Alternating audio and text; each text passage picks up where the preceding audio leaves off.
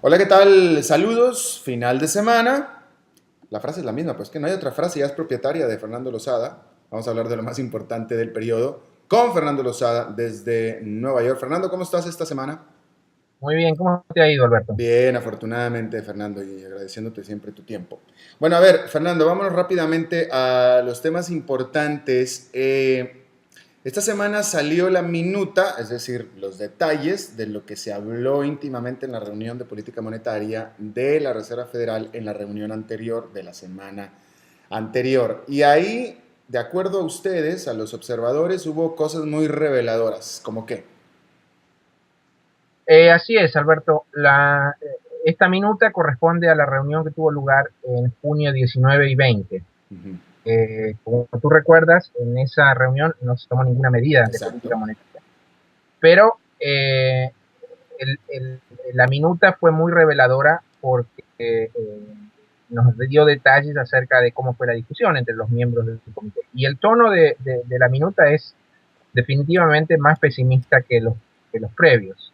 Incluso aclara que algunos miembros del comité ya, ya el mes pasado estaban dispuestos a implementar medidas adicionales de estímulo monetario. Y otros miembros incluso dijeron que estarían dispuestos a hacerlo en caso de que aparecieran signos adicionales de debilidad. Bueno, la realidad es que estos signos, sobre todo yo te diría en el último mes, ya han ido apareciendo. Recuerda que la Fed revisó el mes pasado sus proyecciones de crecimiento hacia abajo para este año.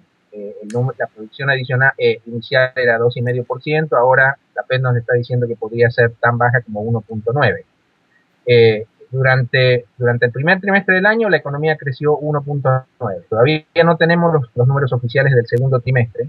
La primera estimación sale el 27 de julio, pero de acuerdo a nuestras proyecciones el número estaría alrededor de 1,5%.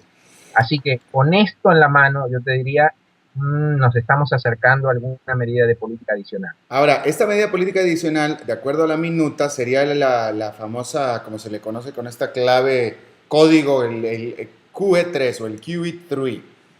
¿Qué significa? ¿Por qué es 3 y qué significa QE3? Bueno, mira, el comunicado dice que los miembros del comité están preocupados porque el impacto de la política monetaria sobre la economía real en este momento es muy reducido. Como te imaginarás, lo que está ocurriendo en este momento es que las tasas de interés eh, ya están desde hace rato operando al máximo, en el sentido de que están muy cercanas a cero, así que mucho más que esto ya no se puede hacer. Esto es lo que en la jerga de los economistas se conoce como la trampa de liquidez. Llega un momento en el que la política monetaria, a través de tasas de interés, Ya, no tiene mucho poder, ya no porque haces nada. por debajo de cero Ujú, no podemos mover. ujú. Esto es lo que ha venido diciendo, lo que han venido diciendo economistas como Paul Krugman, por ejemplo, desde hace un tiempo.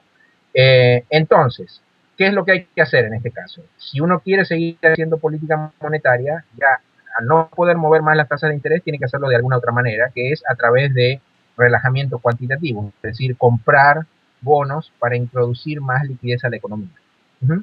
Esto es lo que ha sido el QE1 y el QE2.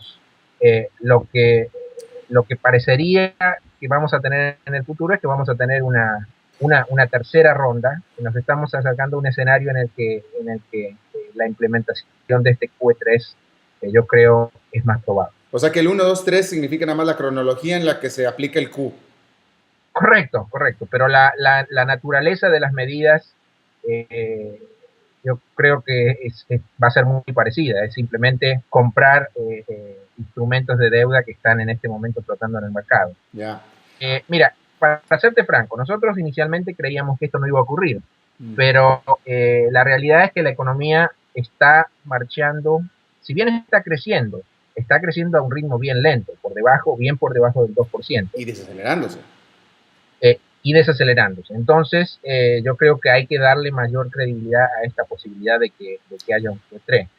Q3. Mira, me da la sensación que esto podría ocurrir, ya sea en la reunión de la Fed de septiembre, o aún en la de agosto, después del anuncio del PIB del segundo trimestre. La próxima semana va a ser bien importante porque el señor Bernanke, que es el gobernador de la Fed, tiene que dar su testimonio semestral en el Congreso.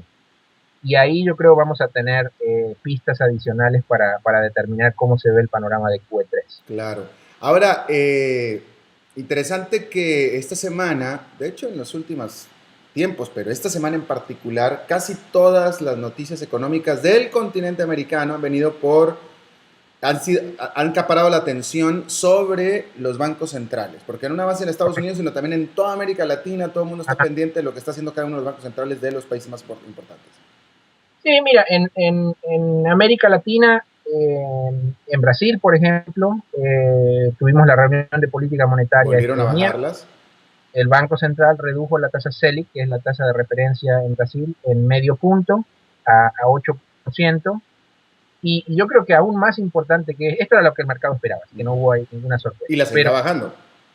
Claro, lo más importante es que el comunicado dejó muy claro que este ciclo de relajamiento monetario no ha terminado. Así que nosotros creemos que en la próxima reunión, que es la de agosto, va a haber otro recorte de medio punto y por ahí en la de septiembre-octubre hay otro relajamiento de quizás un cuarto de punto. Es decir, que lo que está ocurriendo es que la economía de Brasil no está creciendo mucho, está creciendo alrededor del 2% en términos anualizados. Y el gobierno dice, no, no estamos contentos con estos niveles de crecimiento, con estas tasas de crecimiento, y queremos introducir no solo estímulo monetario, sino también estímulo fiscal.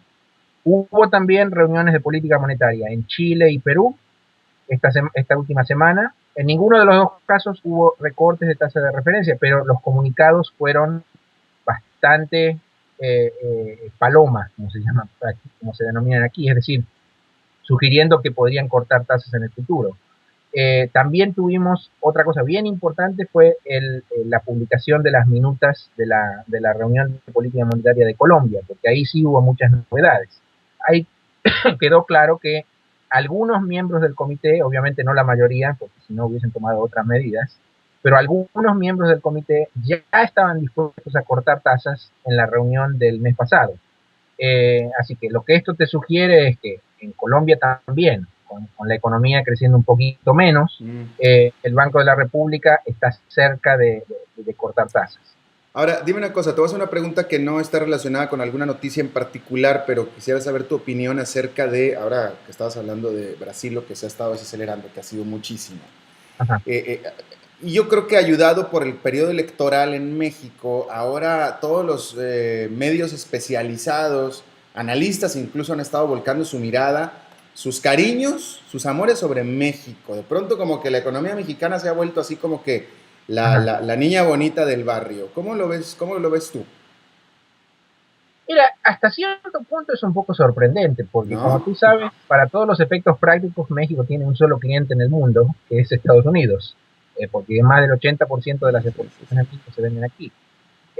Y con la economía de Estados Unidos creciendo, pero creciendo poco, uno debería haber esperado que a México las cosas le fueran más o menos. Sin embargo, la economía se ha venido expandiendo bien. Yo creo que lo que ha jugado un papel importante es que en un contexto global en el que no hay muchas alternativas de inversión muy interesantes, muchos inversores han dicho, bueno, en México el panorama político es razonable, porque no va a haber ningún cambio en la dirección contraria a lo que el mercado quiere.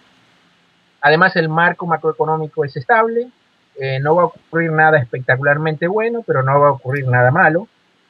Y las tasas de interés son relativamente atractivas. Por eso es que, de nuevo, es todo términos relativos. De acuerdo, pero es interesante, Fernando, porque si tanta gente está tan optimista sobre México, es que necesariamente tiene que estar optimista sobre el futuro de Estados Unidos también. Eso es una observación bien inteligente y yo estoy de acuerdo. Yo creo que cuando tú hablas con la mayoría de los inversores importantes, yo no encuentro prácticamente a nadie relevante que crea que Estados Unidos se va a transformar en Japón y va a tener una recesión que va a durar una década o dos. El consenso es que Estados Unidos, si bien tiene problemas estructurales importantes, es una economía donde el grado de flexibilidad continúa siendo sustancial. Es decir, que si entre las economías grandes del G7, si uno tiene que apostar por aquella que se va a recuperar más rápido. Yo creo que la apuesta tiene que ser con Estados Unidos. Mm, y bueno, y por ende el rebote con México. Y por ende el Eh, rebote correcto. y bueno, y de comentar para otra entrevista, para comentar también es la respuesta tan económica, tan positiva en términos de crecimiento que ha tenido México con el crecimiento tan bajo de Estados Unidos. Es cierto, la otra cosa que hay que tener en cuenta es que los números de México hay que ponerlos en perspectiva. México nunca ha sido una de las economías con tasa de crecimiento más alta en la región. Cuando uno mira el promedio de la última década, Muy apenas poquito. estamos en 2%. Es decir, cuando México crece al 3 o al 3,5, como el año pasado y este año, esos números son números muy robustos para México, pero para otros países de la región serían números relativamente bajos. Exacto, exacto, exacto. Bueno, esta semana también muy importante, ya sé lo que pasó en España, medidas de ajuste tanto internas como de ayuda por parte de la Comunidad Europea o del Banco Central hacia España. Sí, Tienes 4 minutos para darnos tu crítica. bueno, mira, en España esta semana llegaron los anuncios de austeridad fiscal que se esperaban. Esto incluyó recortes salariales para funcionarios públicos, aumentos de impuestos, O sea, más eh, recesión. correcto. Las medidas están orientadas a reducir el desequilibrio fiscal en unos 80.000 millones de euros más o menos, ese es el cálculo, durante los próximos 4 años. Esto es el mayor ajuste fiscal de España en la historia reciente. Además, incluso hay un plan para aumentar la edad de retiro de 65 a 67 años. Entonces, ¿dónde estamos hoy en día? Este paquete de medidas, como tú ya te lo imaginabas, no va a generar crecimiento, sobre todo en el corto plazo. Al contrario. Pero le permite a España seguir recibiendo fondos de ayuda del Banco Central Europeo y otros organismos multilaterales. Nuestro escenario base continúa siendo que España no va a necesitar salirse de la zona del euro, pero para salir de esta trampa de bajo crecimiento va a seguir necesitando fondos que tienen que venir de algún lado y obviamente tienen que venir de sus socios del resto de la comunidad. Porque para que España vuelva a crecer, y esa es la única solución posible para salir de esta trampa, va a tener que tener algún margen de maniobra fiscal adicional. Para eso se van a necesitar transferencias de otros países europeos. Entonces, yo creo que lo importante para entender, y esto va más allá de España, esto es una cosa que se aplica a la mayoría de los países de Europa. Volvemos al mismo tema que yo creo que ya habíamos discutido en tu show en el pasado. Cuando un país entra a una unión monetaria, obviamente resigna su habilidad de hacer política monetaria. Por lo tanto, tiene que mantener, dado que de estas dos patas, una ya no funciona más, la otra tiene que funcionar muy bien. Es decir, la situación fiscal tiene que mantenerse impecable. Si esto no es así, alguien tiene que pagar por eso. Entonces, el precio a pagar para mantener una unión monetaria que funcione, que por supuesto, y esto por supuesto para muchos países de Europa tiene un contenido político muy importante, es que los países más ricos de la región, en particular Alemania, van a tener que subsidiar a los más pobres de la región. Es decir, que si uno cree en la posibilidad de que la Unión Monetaria Europea sobreviva en el futuro, por lo menos durante un periodo transicional, esto va a requerir que Alemania, quizás en menor medida Francia, continúen haciéndole transferencias fiscales a los países que están en problemas.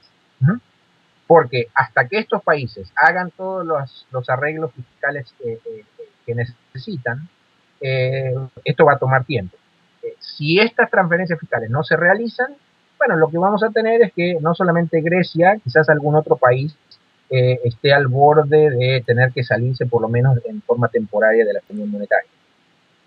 Y, y bueno, con todo lo que se anunció la semana pasada sobre España, con el rescate al sistema financiero, el ajuste, las reformas al sistema financiero, estas reformas fiscales que acabas tú o ajustes fiscales que acabas tú de mencionar, ya esa es la receta del éxito futuro de España, ya con eso ya salió. Yo creo que, a ver, esto lo tienes que interpretar así. El doctor le dijo a este paciente, mira, tú estás totalmente fuera de forma. Lo que vas a tener que hacer es empezar a hacer gimnasia para bajar la panza en forma bastante rápida. Eso es lo que España está haciendo en este momento. Pero para que este diagnóstico sea completo, Además de eso, España va a necesitar que le transfieran vitaminas, que le den un montón de otras cosas, durante un periodo relativamente prolongado. Esas vitaminas son las transferencias fiscales que no solo España, sino otros países de la Unión van a necesitar. Déjame darte dos palabras finales acerca de Grecia, porque también hubo algunos desarrollos interesantes esta semana. Hay un vencimiento de deuda del gobierno griego de 3.000 millones de euros el 20 de agosto. Y ya el mercado está comenzando a preocuparse porque no está claro si Grecia va a tener los fondos. Entonces, la buena noticia de esta historia es que luego del canje de principios de año, el principal tenedor de esta deuda es el Banco Central Europeo. Así que la negociación debería ser más sencilla. Pero, por otro lado, lo que esto te evidencia, lo que esto te demuestra, es que la situación de Grecia sigue siendo acuciante, porque recién han pasado 6 meses del canje, recién tenemos un nuevo gobierno y ya estamos pensando que por ahí los fondos no van a estar para pagar un vencimiento que es relativamente pequeño. Así que las perspectivas acerca de Grecia claramente siguen siendo reservadas. Por supuesto. Bueno, Fernando Losada del Deutsche Bank, muchas gracias por tu tiempo y ya estaremos hablando de temas sumamente emocionantes exactamente dentro de 8 días, porque esta situación es bastante dinámica, tanto en Europa como en Siempre. Y gracias, Salud. Fernando, suerte.